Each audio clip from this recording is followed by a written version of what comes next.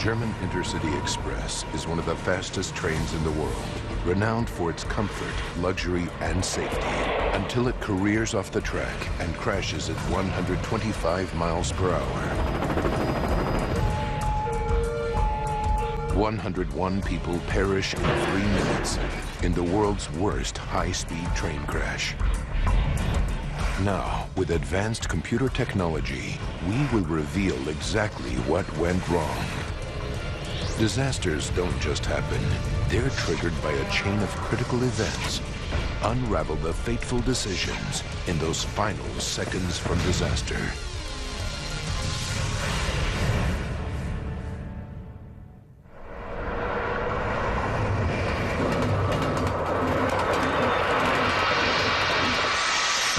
Europe, Germany, Munich.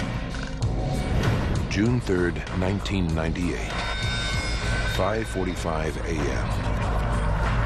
Passengers board the 800-seat InterCity Express. ICE 884 will make 7 stops on its 530-mile journey before reaching Hamburg, a popular destination for its connections to business centers and seaside resorts. 5:47 a.m. ICE 884 departs Munich. Its 12 luxury coaches carry more than 400 passengers. The InterCity Express is capable of traveling at 155 miles per hour. It boasts advanced safety features, including carriages made from strengthened aluminum and computerized onboard monitoring systems. In 7 years of service, there has never been a fatal accident. It is so advanced that even Amtrak is considering buying the design for use in the U.S. The second stop on ICE 884's journey is Nuremberg. Jörg Dittmann, his wife Sigrid, and their 6-year-old son Andre take their seats in Coach 1 at the front of the train. They are going away to the seaside. Well, it was the very first big holiday for my family. So we said, okay, let's have a stress-free break without the car. Well, because on a train you're free to move around, which is a big advantage when traveling with children. Edith Schäflein is also going on vacation. She boards Coach 5 in the middle of the train. I got on the InterCity Express in Würzburg. I was on my way to a health resort, and I was due to get off in Hamburg.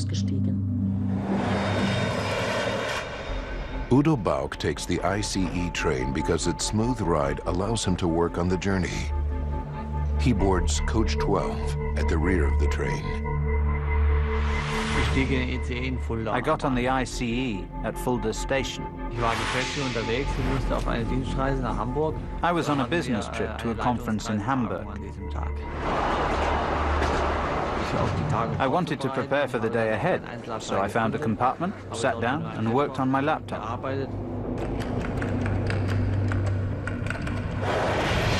Germany's high-speed ICE train is a prestige project from a country famed for its engineering skills. It is launched on June 2nd, 1991, to extravagant state celebrations. Speeds of 155 miles per hour are routine and significantly cut journey times. But speed and safety are not the train's only selling points. Its luxurious coaches are air-conditioned.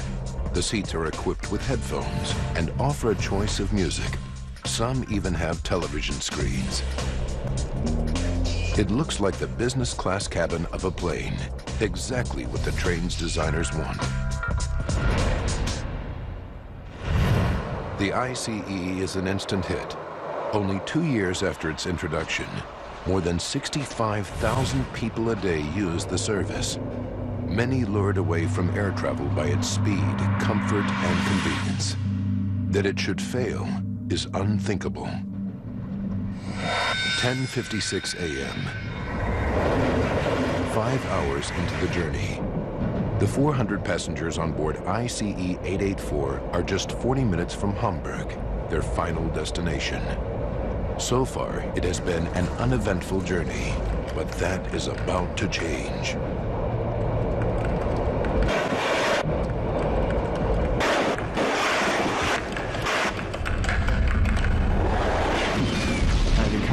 The bang was just beyond any description. All I can compare it with is the moment when a supersonic jet thunders through the sound barrier. And this happens right next to your ear. And at that moment, a shard of metal came slicing through the armrest between my wife and my son. The huge metal shard creates a gaping hole in the carriage floor. I just said, get out, get out, get out of the compartment. Raus, raus, raus aus dem Abteil. Elsewhere in the train, passengers hear the bang, but they're unaware of what's happening in Coach 1. Edith Schäflein is in Coach 5, in the middle of the train.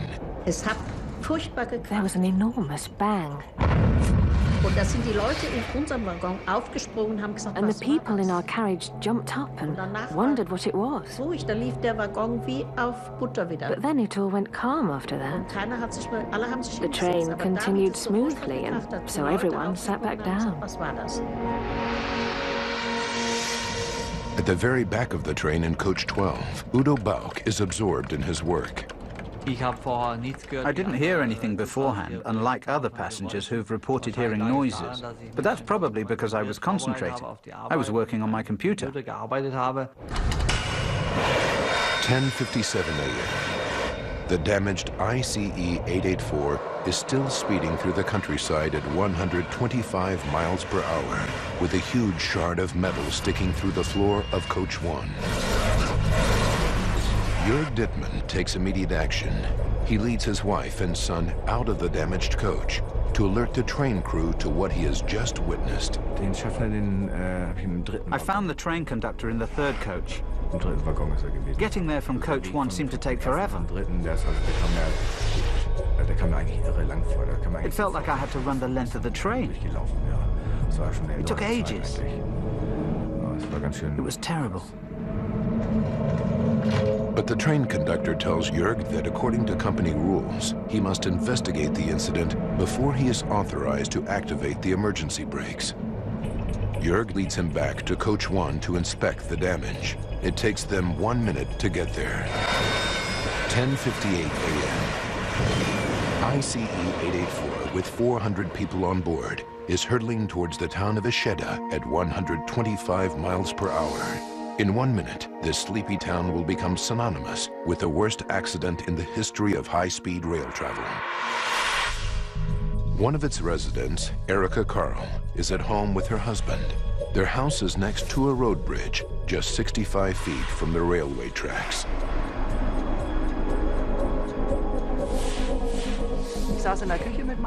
I was sitting in the kitchen with my husband, having a cup of coffee, and we were talking about changes we wanted to make to our garden. It was a lovely summer's day, no indication of what was about to happen.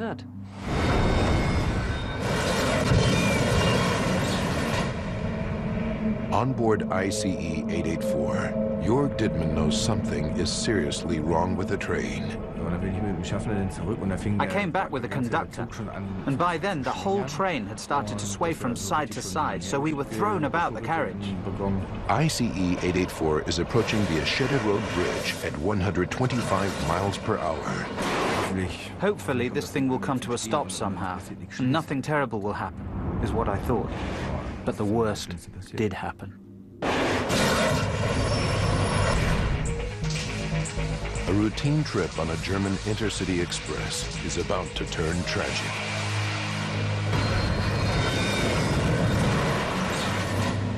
"400 passengers are unaware that anything is wrong with the train.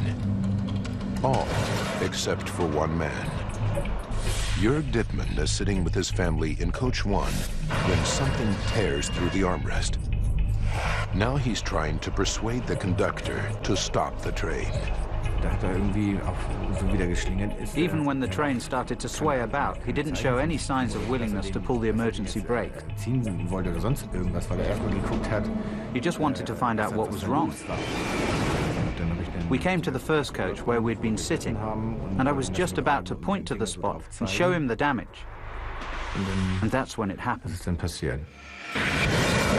At 125 miles per hour, ICE 884 derails and hurtles towards the road bridge. 10:59 a.m. Erika Karl and her husband Dieter hear the noise. My husband said, "I think it's a plane crash."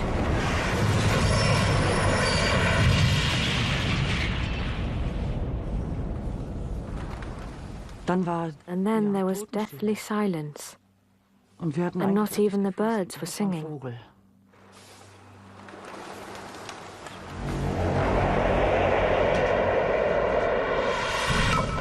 Erika Karl inadvertently becomes the first person on the accident scene.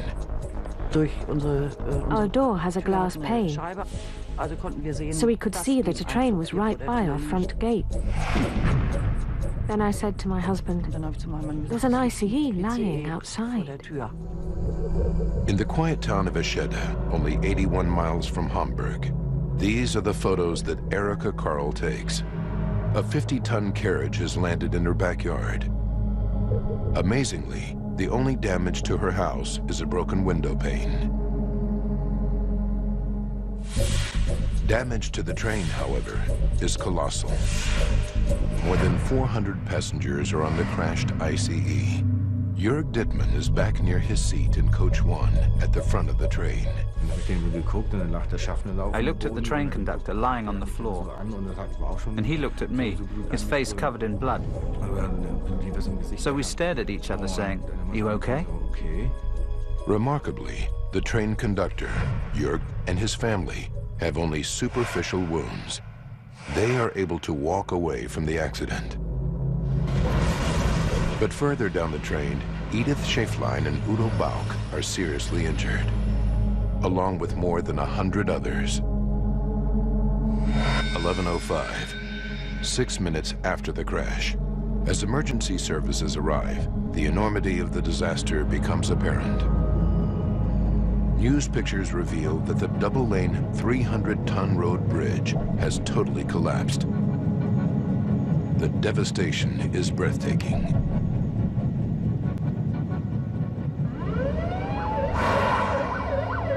Andreas Effenhausen is one of the first policemen on the scene. I could see these railway carriages compacted into each other, bent and twisted upwards, 5-6 meters in the air, right up to the top of the embankment, and the entire concrete bridge had gone. It was lying on the ground. It was a scene of total devastation.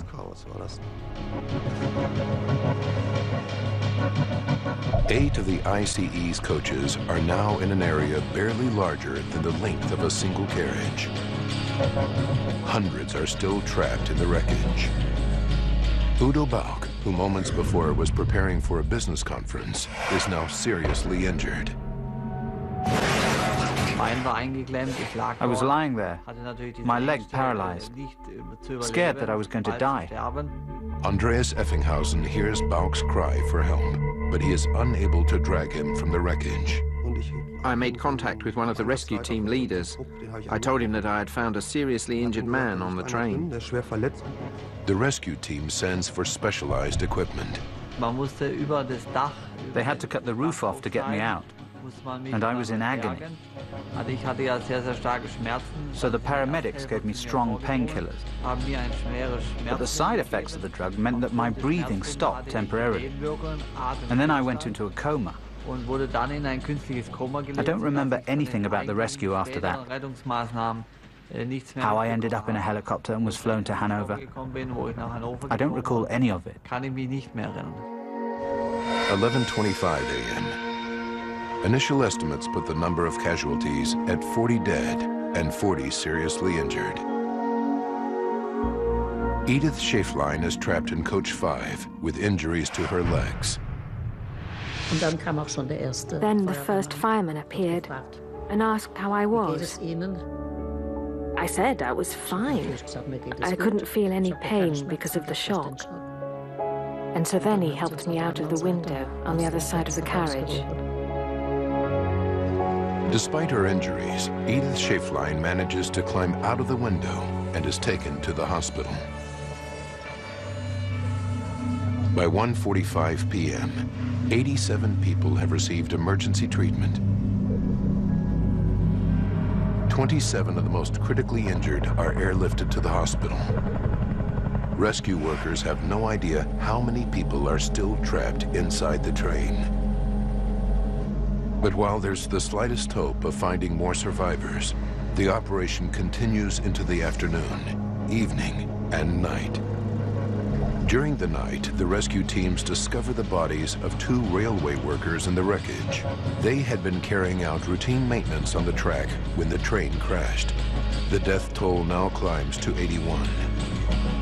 Over the next 48 hours, emergency services continued their desperate search, but no one else is found alive. At 6:42 a.m., almost 3 days after the crash, the rescue operation is called off. 101 people die, and 105 are injured in the world's worst high-speed train crash. In a matter of seconds, an unblemished safety record is shattered in a devastating accident. Now we rewind the events of that fateful day and go deep into the investigation to reveal what really happened. Advanced computer simulation will go where no camera can, into the heart of the disaster zone. Within hours of the crash, news journalists seize on a simple explanation for the accident. The cause of the crash remains uncertain, but first reports said that the train had hit a car which was on the railway tracks. Crashed through the guardrail of a bridge over the main line. This is a 1,000,000 to 1 chance. During the cleanup operation, this theory is given a boost by the discovery of a vehicle crushed under the wreckage. But as investigators examine the crash site further, forensic evidence increasingly contradicts this as being the cause of the accident. To begin with, the first passenger carriages, although derailed, show no signs of a collision with another vehicle. What's more, the power car at the front of the train is completely undamaged. Investigators conclude that if another vehicle had caused the accident, there would surely be some evidence of this at the front of the train. So how did the car end up beneath the wrecked ICE? The discovery of the car's registration provides the final clue. Jürgen Wigger, who would later prosecute at the Eschede trial, sets the record straight. To begin with, there was a rumor that the crash was caused by a vehicle which had fallen from the bridge. But it was quickly discovered that the car in question was actually a service vehicle used by employees of the train company, working near the track, and who, unfortunately, also became victims of the accident. The 2 men had left the vehicle on the bridge while they worked below. In fact, it was the impact of the train hitting the bridge that caused the car to fall off and become buried in the wreckage. It didn't actually have anything to do with the crash. One mystery solved. But if the car didn't cause the accident, what did?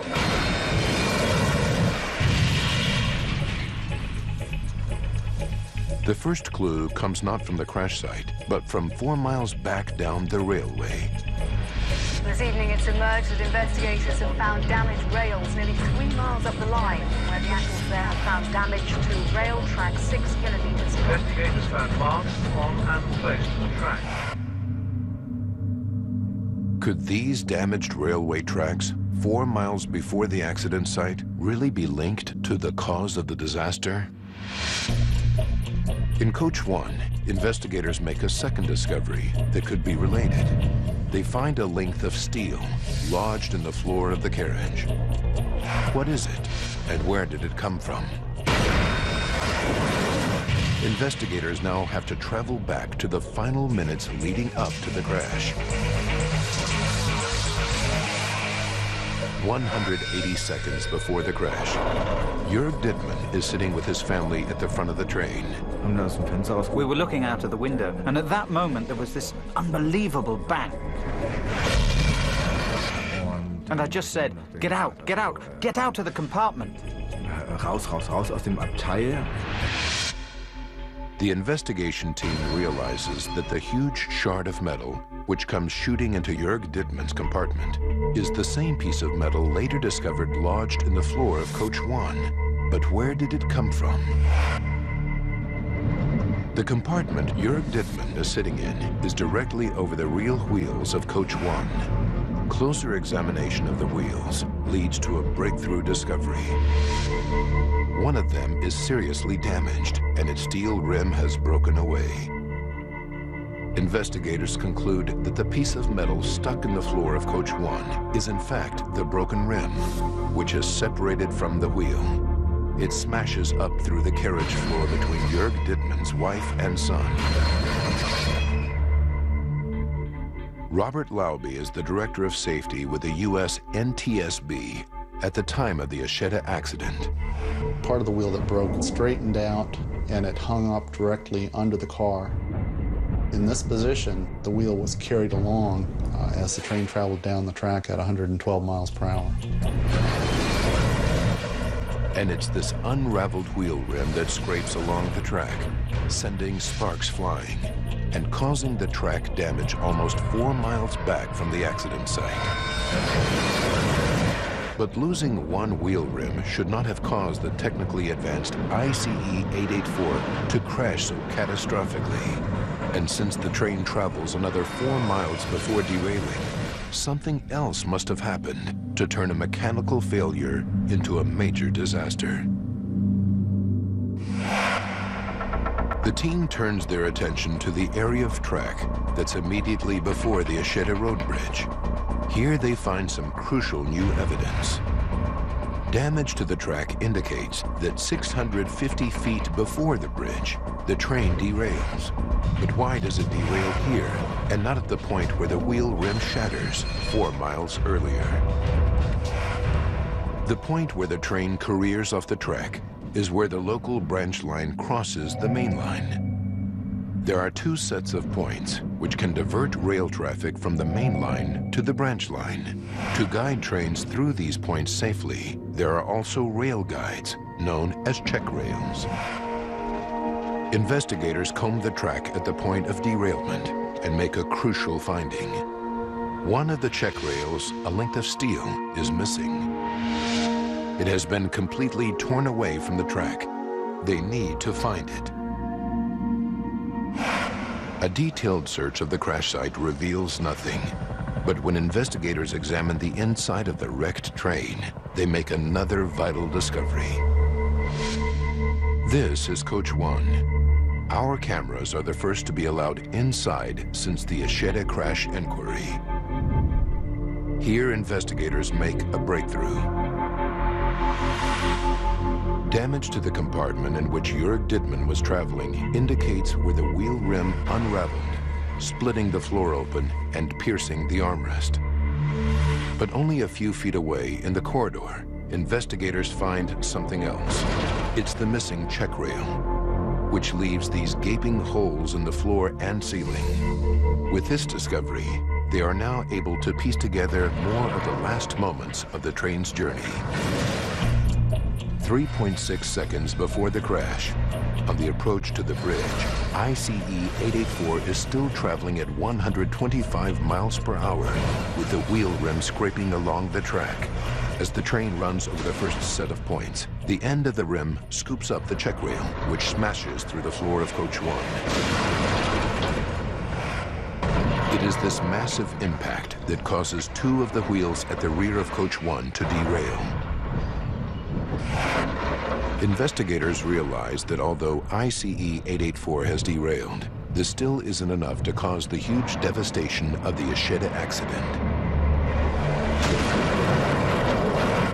In fact, in many derailments, trains often grind to a halt with minimal damage. So if the derailment isn't the final cause of the disaster, what is? Germany's high-speed train ICE 884 crashes in the town of Eschede, killing 101 people. It is the worst disaster in the history of high-speed rail travel. Using advanced computer graphics based on accident reports, we go deep into the investigation to unravel the tragic chain of events.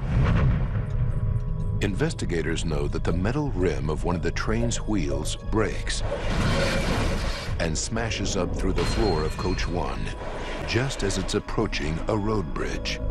When it passes over a set of points where the branch line crosses the main line, the rim from the damaged wheel scoops up a check rail and the train derails.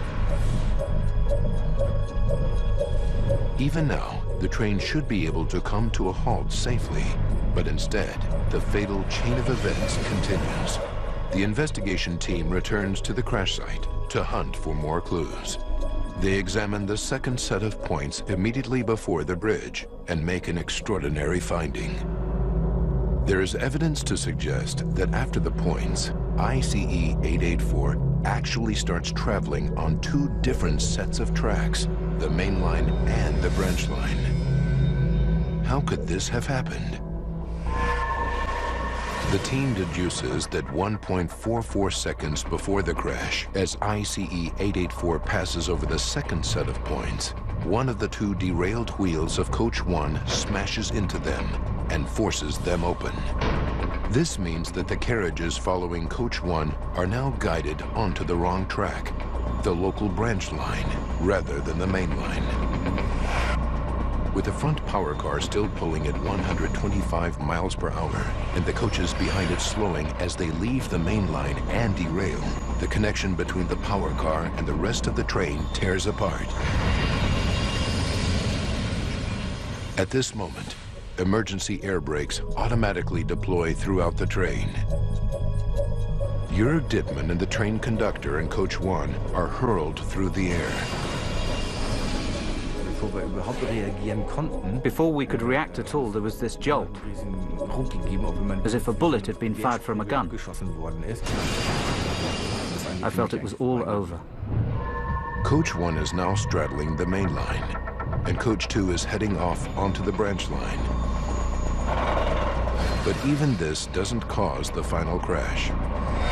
1.44 seconds before impact, ICE 884 is derailed, but essentially undamaged, and its emergency air brakes could bring the train to a controlled stop. But that is not what happens, and the compact nature of the wreckage indicates to investigators that this is a particularly violent accident. They now scour the crash site for clues as to how a 1/4 mile long train can be compressed into an area the length of a single carriage. They examine the remains of the Eschede Road Bridge to see what part it might have played.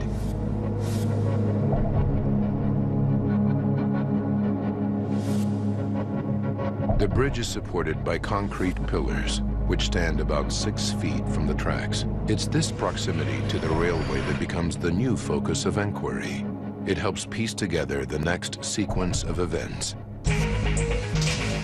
About 3 minutes after the wheel breaks, ICE 884 reaches the Eschede Road Bridge at a speed of 125 miles per hour. The power car and coaches 1 and 2 pass under the bridge without touching it. But Coach 3 is pushed outwards by the momentum of the train and slams directly into the pillars. ICE 884 crashes into the Eschede Road Bridge. The third car was diverted over to the siding and swung out to the right, and at that time struck the supports for the bridge and knocked the supports out from under the bridge. When Coach 3 destroys the pillars, the bridge starts to collapse. Coach 4 clears the falling bridge, but catapults off the track and crashes into nearby trees.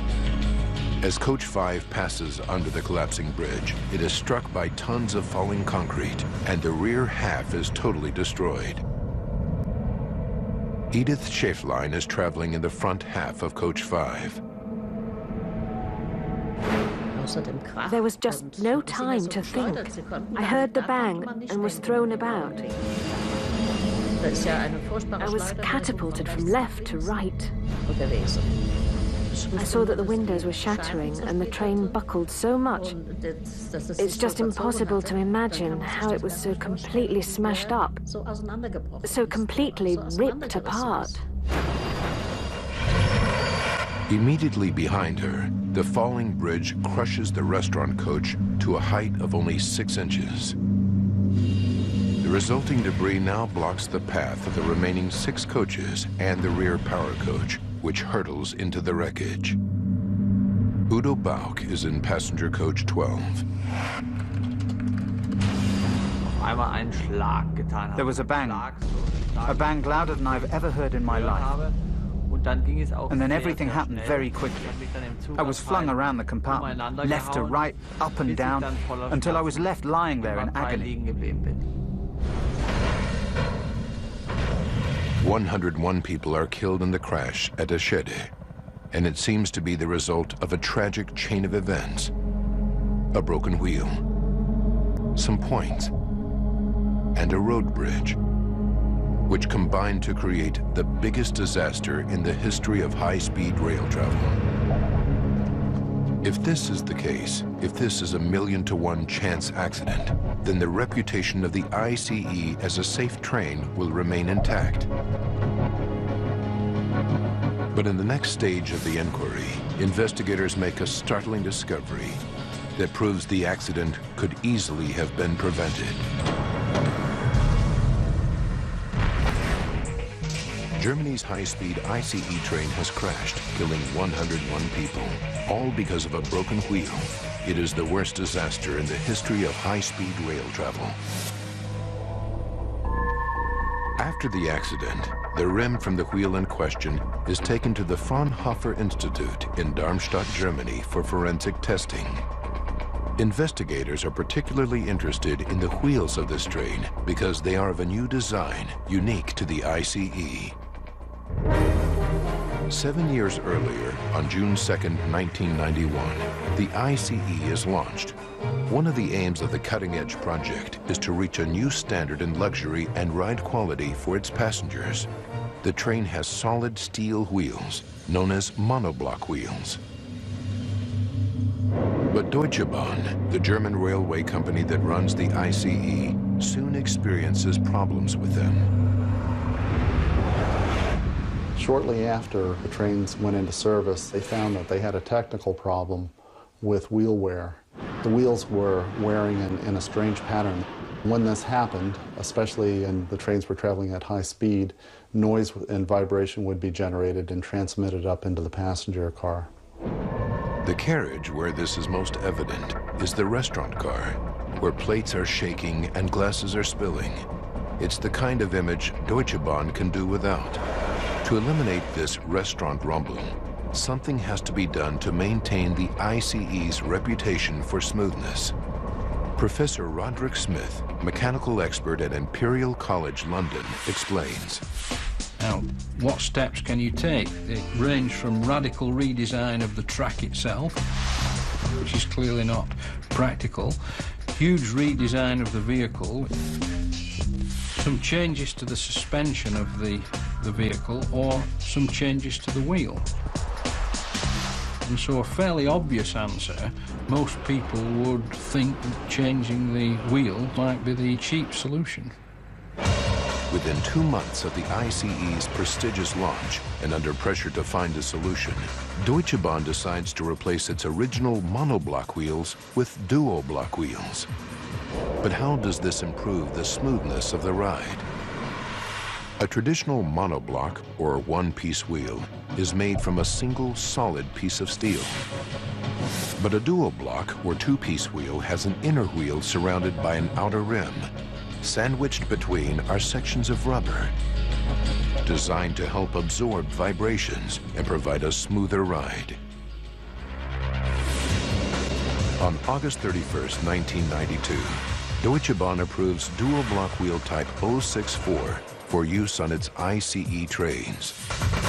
The new wheel instantly improves the ride, and cups and saucers no longer shake and rattle in the dining car.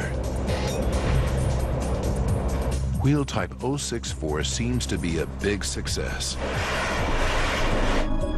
That is, until one of them fails and triggers the terrible chain of events that causes the Eschede train crash.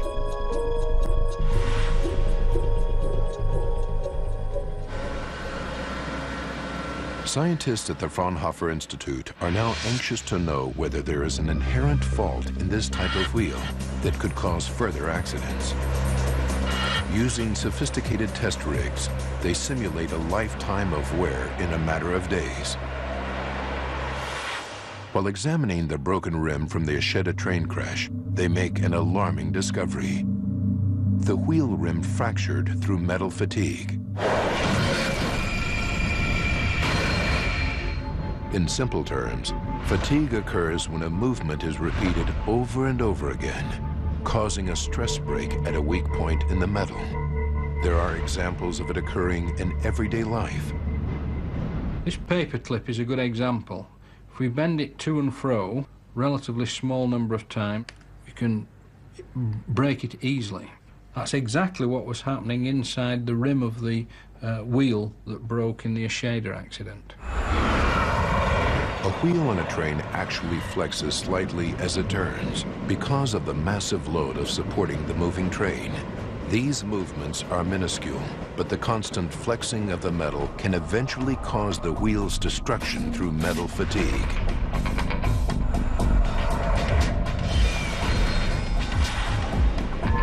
With a dual block wheel, there is a layer of rubber between the wheel and the rim. The soft rubber allows the outer rim to flex much more than on a monoblock wheel. As the separate rim wears down through use, the flexing increases. Without thorough inspection, the wheel rim can become too thin, and a small defect can become a crack that eventually fractures, causing the outer rim to break away from the inner wheel with devastating results.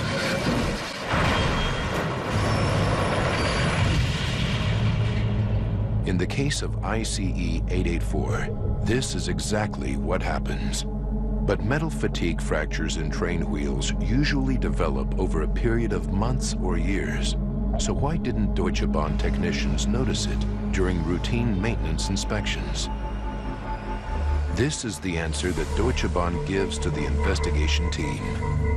Instead of relying on their sophisticated metal fatigue detection equipment, it turns out that engineers at Deutsche Bahn's Munich maintenance facility had been carrying out safety checks on ICE's wheels with nothing more advanced than a flashlight. As an inspection technique for any wheels, the use of torches will only pick out the largest and most dangerous of cracks. It won't pick out tiny fatigue cracks at an early stage of their life. So in terms of detecting potential cracks on the inside of the rim of a dual block wheel, it's a completely useless technique.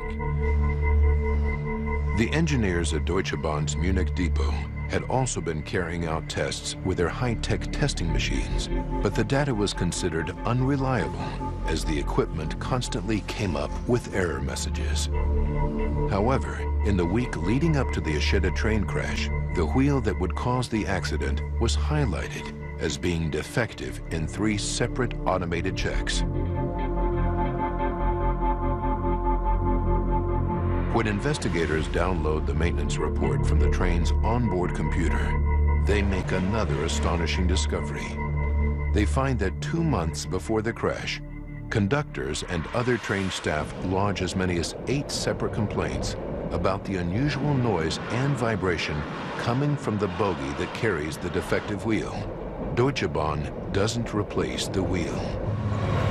Wheels of this type have been in use for 40 years, but Deutsche Bahn's dual block wheel is a new design and has never been used on a high-speed train.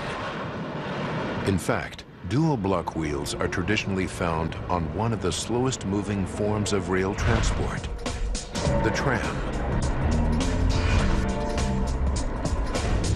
In July 1997, almost a year before the Eschede train crash, the company that runs the tram network in the German city of Hanover discovers dangerous metal fatigue cracks occurring in its dual block wheels, even though they are running at speeds of only 15 miles per hour. They decide to change their dual block wheels more often, well before metal fatigue has a chance to develop. The tram company contacts other rail operators running on dual block wheels to inform them of the metal fatigue problem and its simple solution. In fall 1997, they notified Deutsche Bahn. According to the tram company, Deutsche Bahn said that they have not experienced any problems with metal fatigue. Investigators begin to question Deutsche Bahn's inspection procedure for the new dual block wheel type 064. On August 8, 2002, a trial begins against 3 engineers accused of negligent homicide. The outcome of the trial surprises everyone and shocks the German public. The investigation into the cause of the Eschede train crash reveals that tragically, 101 people have died because inspections on the wheel that triggered the accident were inadequate. 2 engineers from Deutsche Bahn and an employee from the wheel manufacturer BVV are charged with negligent homicide and bodily harm. The engineer's defense is that they had followed the technical standards of the time and that the fracture in the wheel could not have been predicted. Deutsche Bahn is not in the dock itself because in Germany, only people can be tried, not companies. After 8 months, the trial ends in controversy. Es gab keinen Schuldspruch, die sind angeklagt worden. Es ist auch no one was found guilty. Hauptverhandlung, ein Prozess they were charged, angefangen worden. and there was a trial, but there was no guilty verdict returned. In German law, when there is no substantial guilt, a trial may be concluded with no guilty verdict, and a fine can be paid as a compromise. And that is what happens in the case of the Eschede train crash trial. The prosecution and defense agreed to a compromise. No one is found guilty of negligent homicide, but the court fines the 3 engineers 10,000 euros, around $12,000 each. Families of the victims and survivors of the accident are furious. The court's decision makes their fight for compensation much harder. It's a huge disappointment to me. The fact that German law is in such a sad state. In other countries, curiously, these things work without a hitch. And there are excellent, much better schemes taking care of the victim. Only in our country, strangely, this is not possible. It seems beyond belief. Soon after the accident, Deutsche Bahn did make initial goodwill payments to the families who had lost loved ones in the accident. The amount was 30,000 Deutschmarks for each person killed, less than $19,000. 30.000 Mark damals. 30,000 marks for every dead person. That's just a joke. Deutsche Bahn later settles financially with many victims, but for Edith, money has had a limited effect on her quality of life. I completely ripped apart all the tendons in my legs, and so I still have problems from that. Even now, I have to make allowances every day. Directly after the accident, Udo Bauch spends 17 days in a coma. Today, he is disabled and cannot work.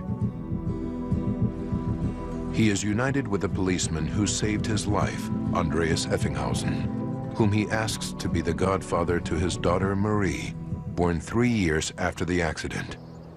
And thankful to be alive, Udo builds a memorial.